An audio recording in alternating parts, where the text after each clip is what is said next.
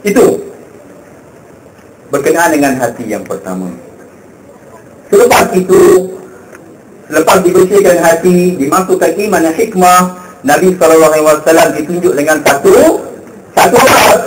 binatang yang namanya apa? Buruk. Pernah tengok buruk? Ya, awak pernah tengok buruk, kan? Buruk tak pernah tengok. Buruk ni macam mana? Nabi SAW menggambarkan buruk ini warnanya warna apa? Warna putih. Dan besarnya lebih besar daripada dongki, kedai, dan lebih kecil daripada bagal. Bagal apa dah bagal? Awak saya tahu awak semua biasa sebut kau ni bodoh macam bagal, kan? Bagal ni kita tak boleh jumpa kat sini lah. Bagal ni lebih kecil daripada kuda. Ya, bagal ni biasanya kalau dekat tanah Arab sana, kat timur tengah sana, biasa digunakan untuk angkat barang. Mungkin ustaz-ustaz kita yang pernah belajar di timur tengah biasa tengok bagal. Dan bagal ini bagal pula. Dan buruk ini bukan kita pasal bagal, kita pasal buruk. Dan buruk ini bergerak ni macam mana? Sangat-sangat laju. Dalam hadis Nabi SAW, Nabi SAW menceritakan perkataan buruk ini sekali melangkah sejauh mata yang memandang.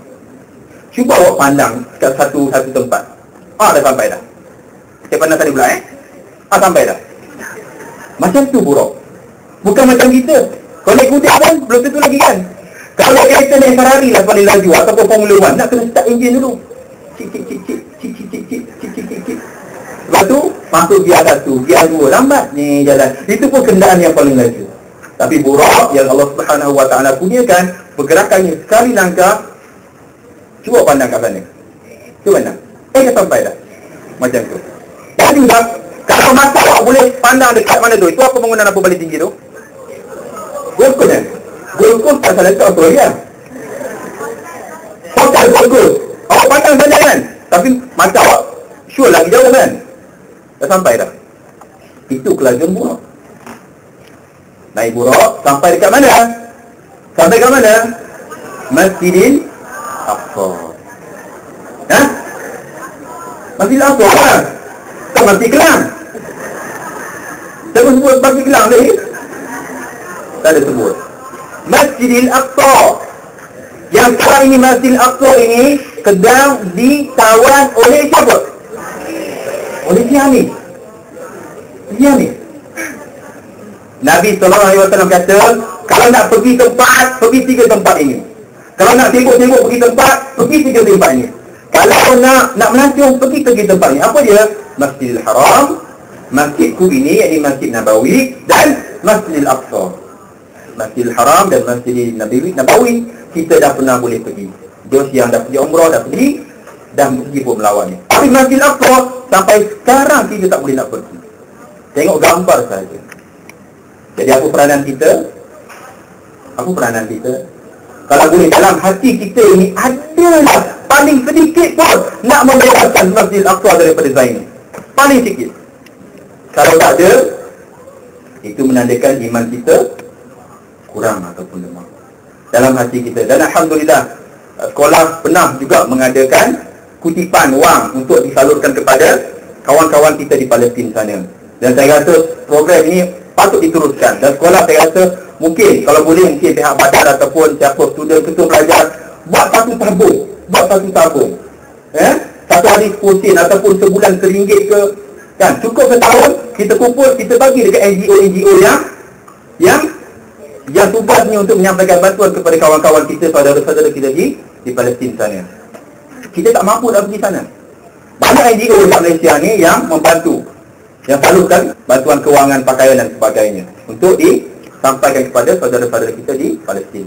Sampai di Masjidil Aqsa, Nabi SAW ikat buruknya di pintu masjid.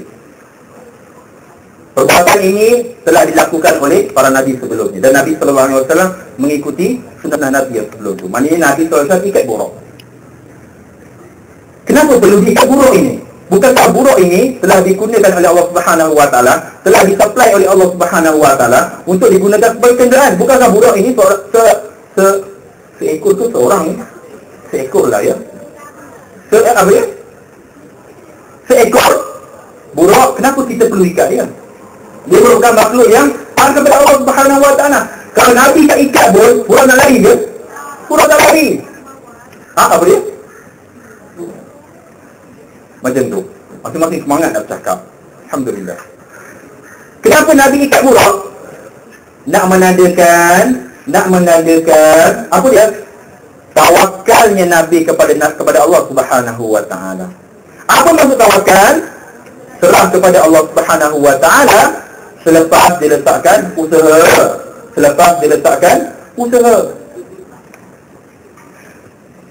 Nabi SAW ikat dulu, baru dia serahkan kepada Allah. Kan? Sama lah juga kita sebagai student, adik-adik sekalian, student, ya. Kita kadang-kadang lepas 2 bulan, 3 bulan kita ada peperiksaan. Ataupun mungkin tingkatan 3 ada PMR, tingkatan 4 ada SNA, tingkatan 5 ada SPM. Kita kata kat pada diri kita, alah, tak apalah, tawakal aja. Betul ke tawakal macam tu? Tak betul. Esok nak exam, esok nak quiz. Tak apa, tawakal aja lah.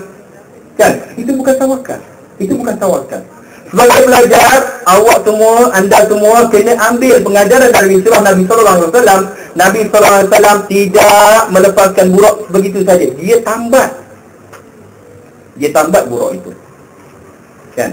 Jadi kita pelajar-pelajar sekalian kena ada usaha yang sungguh-sungguh. Barulah kita serah kepada Allah Subhanahu Wa Taala. Ni motor, ada yang kadang-kadang tinggal kunci dekat motor saja. Basikal pun tidak dilantai. Tak apa, tawakal. Mana boleh macam tu? Itu bukan tawakal. Itu tak ada akal. Ya? Tak boleh macam tu. Akal pun tak boleh nak terima. Kalau kita tinggalkan motor dengan kuncinya sekali dekat masjid, kita kata, tak apa, orang-orang masjid ni semua baik-baik semua, motor takkan dicuri. Usahkan motor, selipar pun orang curi. Selipar. Awak balik-balik, mana selipar aku? Tak ada. Awak pun nak balik malu, awak ambil selipar orang lain. Orang lain datang, selipar lain, tak ada selipar aku. Selipar orang lain ambil. Dia jadi satu apa? Satu rantaian nuklear. Orang belajar tak? Satu tenaga berantaian. Dia berantai.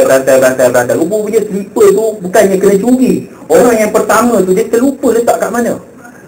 Tapi disebabkan oleh itu saja, semua orang kena curi kasut dia, slipper ni. Kan? Sayang, umat Islam, itu kalau tak ada bersihnya hati ni. Kalau hati tidak bersih, kasut orang nak curi, pen orang nak curi, pensel orang nak curi, dan macam-macam dia pun nak buat keburukan. Seterusnya, selepas Nabi sallallahu alaihi wasallam dah lupa dah, ya. Jangan lupa dah ya. Ini sunnah yang penting, ya. Sunnah yang penting. Masuk ke masjid, Nabi sallallahu alaihi wasallam salat 2 rakaat, tahiyatul masjid. Apa pengajarannya? Kita kalau boleh masuk ke masjid, jangan terus duduk. Pengajarannya, jangan masuk duduk. Salat 2 rakaat tak lama. Pernah satu ketika seorang lelaki masuk ke dalam masjid, Nabi sallallahu alaihi wasallam tengah bagi khutbah. Nabi sallallahu alaihi wasallam tengah bagi khutbah, dia tengah bercakap di atas mimbar. Nabi suruh dia bangun. Dan salat tahiyatul masjid belum? Salat dulu. Maknanya pentingnya salat tahiyatul masjid. Masuk ke masjid nak buat mesyuarat ke, nak menikah ke, itu awak masing-masing ni sekarang ni trend sekarang nikah di masjid. Jangan ada orang nak nikah di rumah, nikah di masjid. Masuk masjid tu tahiyatul masjid. Lepas salat tahiyatul masjid, Nabi pergi ke mana? Nabi kemudiannya di-mi'rajkan ke mana? Ke Sidratul Muntaha, ke tempat yang paling tinggi. Ke tempat yang paling tinggi. Setiap lapisan tu ada berapa lapisan langit? Awak semua dah tahu, 7 lapisan langit. Dan setiap lapisan itu ada nabi-nabi yang duduk di sana, dan malaikat duduk di sana. Dan Nabi, setiap lapisan Nabi pergi tu, Nabi buat apa? Nabi bagi salam, Assalamualaikum. Dan nabi-nabi yang bertemu dengan Nabi sallallahu alaihi wasallam menjawab salam Nabi sallallahu alaihi wasallam.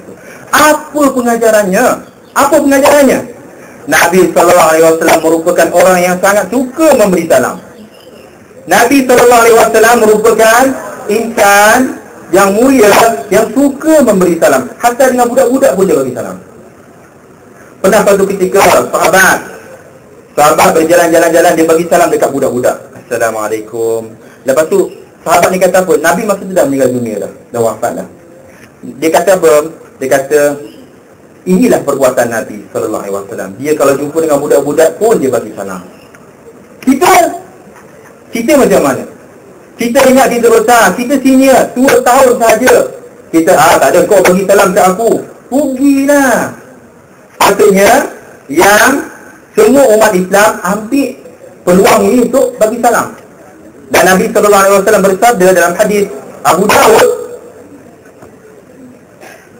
apabila bertemu dua orang serentak, orang yang bagi salam itu yang bagi salam pertama itulah orang yang utama di sisi Allah. Jadi kita kalau boleh nak jadi orang yang utama di sisi Allah tak? Nak tak? Kita nak? Nak. Kita nak jadi orang utama di sisi mak ayah kita. Kita nak jadi orang utama di sisi cikgu kita. Kita nak jadi orang utama di sekolah kita.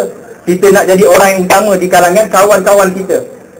Tapi kita nak rasa nak jadi orang yang utama di sisi Allah Subhanahu Wa Taala. Nak jadi orang yang utama di sisi Allah Subhanahu Wa Taala, dia bagi salam dahulu. Dia bagi salam dulu.